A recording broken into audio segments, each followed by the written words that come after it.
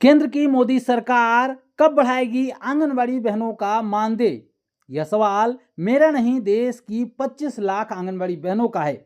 इससे मिलते जुलते सवाल आपके भी हो सकते हैं। जैसे कि आए दिन हमारी वीडियोज के नीचे कमेंट बॉक्स में सवाल ऐसे किए जाते हैं कि क्या केंद्र की मोदी सरकार आंगनबाड़ी बहनों का मानदेय बढ़ाने पर विचार कर रही है? मोदी सरकार आंगनबाड़ी बहनों का मानदेय कब बढ़ाएगी? क्या आंगनबाड़ी बहनों को सरकारी कर्मचारी बनाया जाएगा या फिर कब बनाया जाएगा? इससे मिलते जुलते कुछ और भी सवाल हैं, जैसे कि सरकार आंगनबाड़ी बहनों की मांगों को क्यों नहीं मानती है? सरकार आंगनबाड़ी बहनों के हक में दिए गए हाई कोर्ट या फिर सुप्रीम कोर्ट के फैसलों को क्यों नहीं मानती है? वगैरह वगैरह इस तरीके के तमाम सवाल किए जाते हैं। ऐसे ही सवाल आप लोगों के मन में भी जरूर चलते होंगे। तो आज की इस वीडियो में हम इन्हीं सवालों पर आपसे चर्चा करेंगे, बात करेंगे। इस वीडियो में कोई खबर नहीं है, बस इन्हीं कुछ सवालों को गंभीरतापूर्वक डिस्कस करना है। बस कुछ गंभीर मुद्दे हैं जिन पर बात करना जरूरी है, इसलिए वीडियो में आप लोग लास्ट तक बने रहिएगा, क्योंकि सवाल काफ़ी हैं और इन सवालों के जवाब भी मिलने चाहिए। क्योंकि आप लोगों की आवाज़ को देश के सामने लाना हमारा कर्तव्य है, सरकार तक पहुंचाना हमारा कर्तव्य है। तो वीडियो बनाना बहुत ज़रूरी हो जाता है। ये जिम्मेदारी है कि आप लोगों की आवाज़ की वीडियो हम ज़रूर बनाएं। तो आप लोगों की आवाज़ को उठाने के लिए हम यह महत्वपूर्ण वीडियो बना रहे हैं। तो आपकी भी जिम्मेदारी है कि इस वीडियो को पूरा देखें, देखने के साथ वीडियो को लाइक करें। लाइक करने के साथ साथ ज़्यादा से ज़्यादा आंगनबाड़ी बहनों के पास शेयर भी जरूर करें, ताकि सरकार तक हमारी और आपकी यह आवाज़ पहुंच सके। सबसे पहला सवाल है कि क्या केंद्र की सरकार यानी कि केंद्र की मोदी सरकार आंगनबाड़ी बहनों के मानदेय को बढ़ाएगी?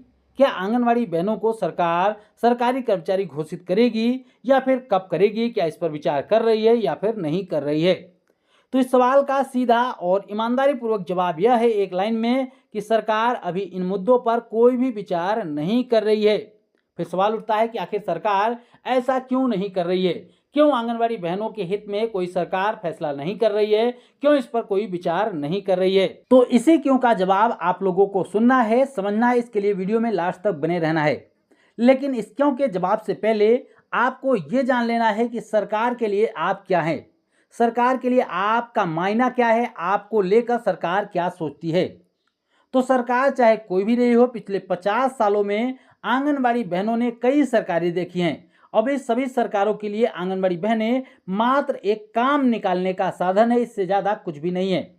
सरकार इससे पहले कई भी रह चुकी हैं। सरकार इससे ज़्यादा आंगनबाड़ी बहनों को कुछ भी नहीं समझती है। ये बात सच है, एकदम 100% सच है।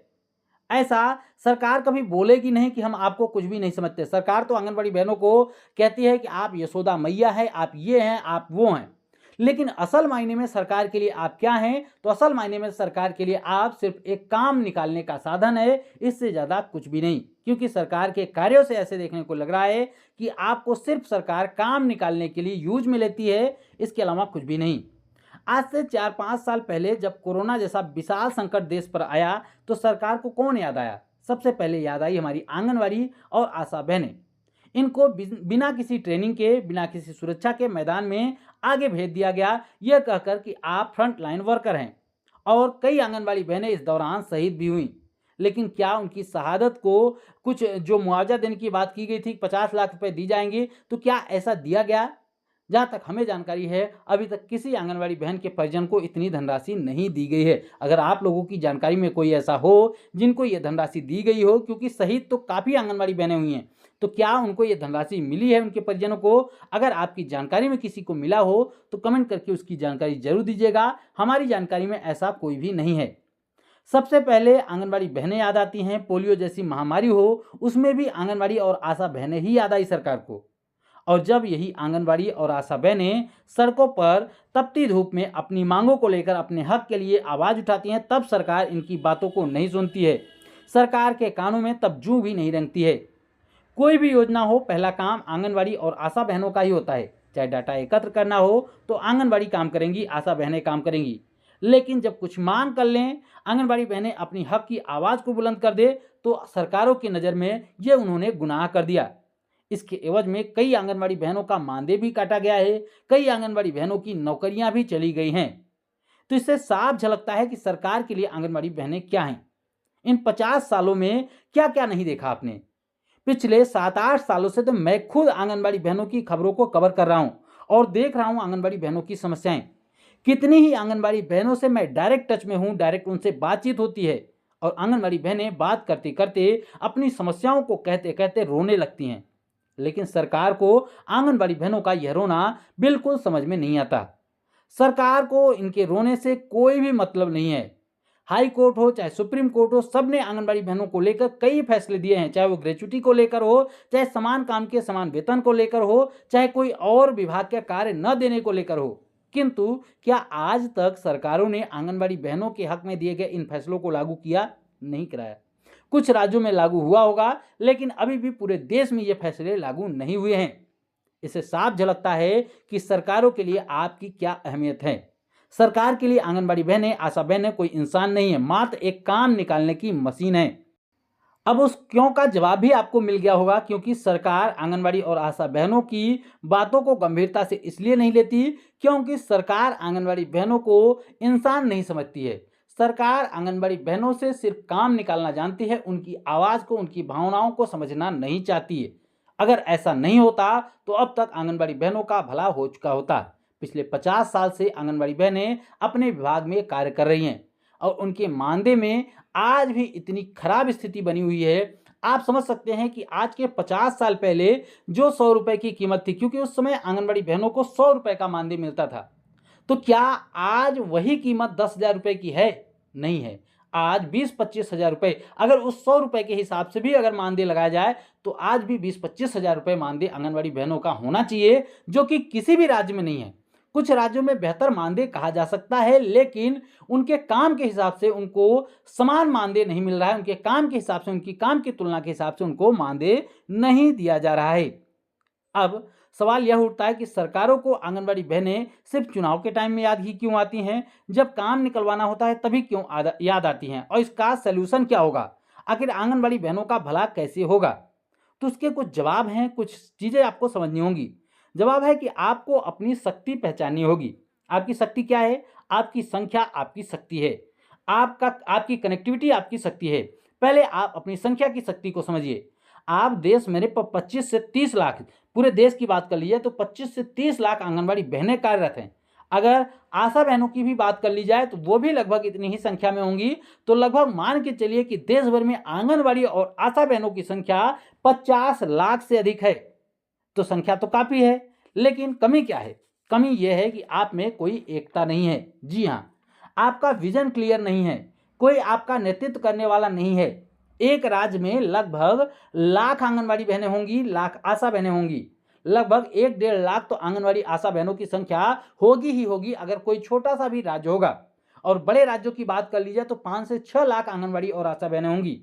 लेकिन पहले तो आंगनबाड़ी और आशा बहनें एक दूसरे से भिन्न हैं, एक दूसरे को एक नहीं समझती हैं, जबकि शोषण दोनों का हो रहा है। लेकिन ये एक दूसरे को देखना नहीं चाह रही हैं। कई जगहों से ऐसी खबरें, ऐसी जानकारियां भी सामने निकल के आती है।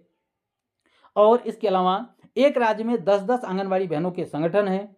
मानो कोई राजनीतिक दल चल रहे हों, इनको चुनाव लड़ने हैं, इसलिए अलग अलग राजनीतिक दल बना लिए हैं। जब आपको भला ही करना है आंगनबाड़ी बहनों का, तो किसी एक संगठन के बैनर तले भला करिए ताकि आंगनबाड़ी बहनों का भला हो पाए। और इसमें कमी आप लोगों की भी है। आपको भी अपने संगठन का पहचान करना है। वैसे तो संगठन तमाम खड़े हो जाएंगे, लेकिन आपको कम से कम एक राज्य में एक संगठन को चुनाव करना होगा और उसी संगठन के बैनर तले आपको आंदोलन करना होगा, ज्ञापन देना होगा, जो भी काम करना होगा, जो भी आपकी मांगे रखनी होंगी, एक ही संगठन के बैनर तले रखनी होंगी। इसके बाद आप लोगों की मांगे भी क्लियर नहीं है। अब बात कर लीजिए कि पहले तो हर राज्य में सभी आंगनबाड़ी बहनें एक संगठन को मान्यता दे दें, उसके बाद एक संगठन के बैनर तले अपने आंदोलन को खड़ा करें, चाहे वो अपनी मांगों को रखें। अब उसके बाद एक संगठन तो एक राज्य में होगा, इस प्रकार से हर एक राज्य में एक एक संगठन हो जाएगा। फिर इन्हीं संगठनों को, जो अलग अलग राज्यों के एक एक संगठन हैं, इन्हीं राज्यों के संगठन जो हैं वो मिलकर एक केंद्र के रूप में भी संगठन बनाए, जो कि राष्ट्रीय स्तर पर आपका नेतृत्व कर सके। आप खुद सोचिए कि अगर देश की 25 से 30 लाख आंगनबाड़ी बहनें एक साथ दिल्ली में अपनी मांगों को लेकर आवाज को बुलंद करे, तो क्या सरकार के ऊपर कोई असर नहीं होगा? होगा, डेफिनेटली होगा, बेशक होगा। लेकिन ऐसा होता ही नहीं है। जब आंदोलन भी होता है, देशव्यापी आंदोलन की बात भी होती है, तो संख्या आंगनवाड़ी बहनों की हजारों तक ही सीमित रह पाती है, जबकि संख्या आपकी 25 से 30 लाख है। लेकिन जब मैदान में उतरने की बात आती है तो आपकी संख्या इतनी घट जाती है, शायद 10% भी आपकी संख्या नहीं रह पाती है। तो ये भी सोचने का विषय है। इसके बाद आपकी मांगे जो क्लियर नहीं है, आप लोग तमाम मांगे करते हैं। आप लोग मांग करते हैं कि 26,000 रुपए का वेतन दिया जाए, उनको 30,000 रुपए की वेतन दिया जाए। आपकी मांगे गलत नहीं है, लेकिन जो वर्तमान की स्थिति चल रही है उसको देखते हुए ऐसा नहीं लगता है कि सरकार आपको सीधे तौर पर 26,000 30,000 रुपए का मानदेय देना शुरू कर देगी। ये कड़वा है, लेकिन सच यही है। जी हाँ, बिल्कुल कड़वा है। आप लोगों को बुरा भी लग सकता है कि सरकार ऐसा क्यों नहीं करेगी, लेकिन कड़वा है, सच यही है। बेशक आप इतने मानदेय की हकदार हैं, हम ये नहीं कह रहे कि आप इतने मानदेय की हकदार नहीं हैं। आप इससे कहीं ज़्यादा मानदेय की हकदार हैं, आप वेतन पाने की हकदार हैं। लेकिन सरकार की नज़र में अभी आपके लिए इतना मानदेय देना संभव नहीं है एक ही बार में। अभी वर्तमान में आपको कितना मिलता है? 6,000 7,000 रुपए, और आप मांग कर रहे हैं 26,000 27,000 30,000 की। तो क्या आपको लगता है कि 500 1000 रुपए की वृद्धि करने वाली सरकार एक साथ 20-20 हजार रुपए का मानदेय बढ़ा देगी? ये आप खुद ही सोचिए और गंभीरतापूर्वक अपनी मांगों को रखिए। तो आपको करना क्या चाहिए? पहले तो आप लोग अपने आप को किसी भी कर्मचारी की श्रेणी में लाने का प्रयास करिए। सरकार आपको न तो सरकारी कर्मचारी मानती है, न संविदा कर्मचारी मानती है, न कुशल श्रमिक मानती है, न अकुशल, और न ही अर्धकुशल, और न ही आपको आउटसोर्सिंग कर्मचारी मानती है। क्योंकि सरकार आपको इन किसी भी श्रेणी में नहीं मानती है, इसलिए आप लोगों को जब किसी भी श्रेणी के कर्मचारियों का वेतन बढ़ाया जाता है तो आपको उसका लाभ नहीं देखने को मिलता है। तो जब आपको किसी श्रेणी में ला दिया जाएगा, उसके बाद आगे की प्लानिंग आप लोगों को स्टार्ट करनी होगी। उसके बाद आपको सरकारी कर्मचारी का दर्जा मांगना होगा।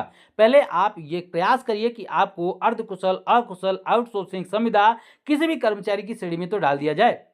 उसके बाद मानदेय की बात कर ली जाए, तो मानदेय को एक साथ आप लोग मांग करती हैं बड़े बड़े मानदेय की, लेकिन आपको मेरी नज़र में देखा जाए तो पहले आपको 10 से 15,000 रुपए के मानदेय की मांग करनी चाहिए।